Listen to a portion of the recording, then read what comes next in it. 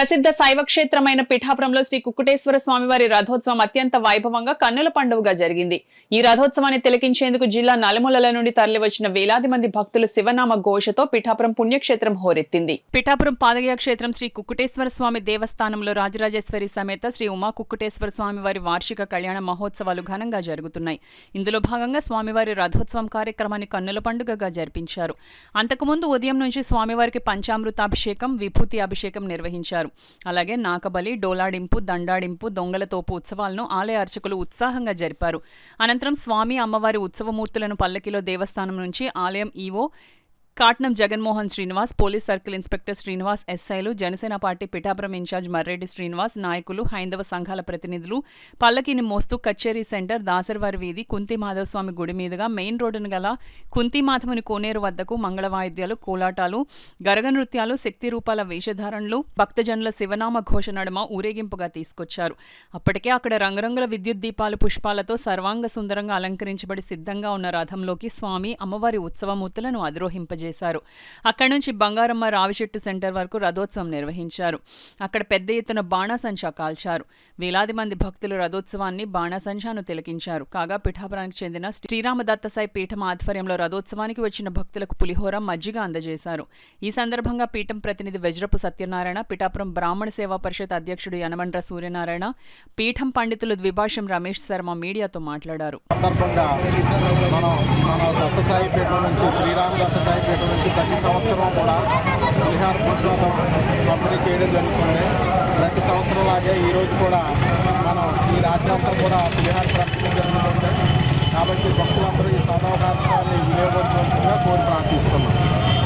మొన్న రాత్రి నుంచి మొదలెట్టినటువంటి కార్యక్రమాల్లో భాగంగా ఇవాళ శివరాత్రి రథోత్సవ కార్యక్రమంలో భాగంగా శ్రీరామదత్తసాయి పీఠం నుంచి మనం ఎన్నో సంవత్సరాలుగా చేస్తున్నటువంటి కార్యక్రమం ఈ పులిహార పంపిణీ.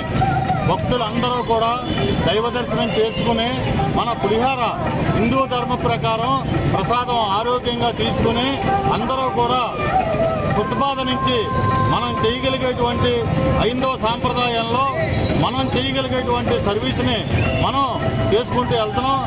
ఇది మనకి ఎందుకంటే నిన్న కుంభమేళాలో 90 కోట్ల మంది పుణ్యస్నానాలు ఆచరించి ఇవాళకి కూడా రద్దీగా ఉంది.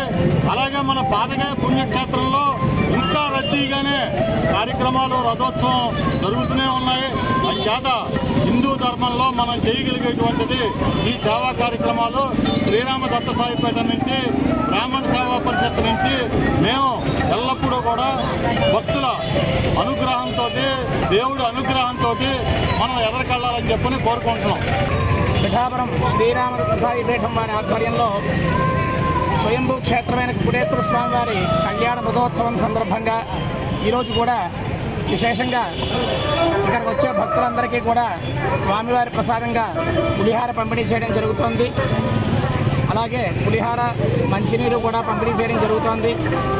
ఈరోజు విశేషంగా వేలలో జనాలు తరలివచ్చే అవకాశం ఉంది కాబట్టి వారందరికీ కూడా అన్నార్తి తీర్చడం కోసం ఇక్కడ ఈ పులిహార ప్రసాదం పంపిణీ చేయడం జరుగుతోంది. పీఠం వారు ఎన్నో సంవత్సరాల నుంచి ఇక్కడ ఈ కార్యక్రమం నిర్వహించడం జరుగుతోంది ఆనవాయితీగాను.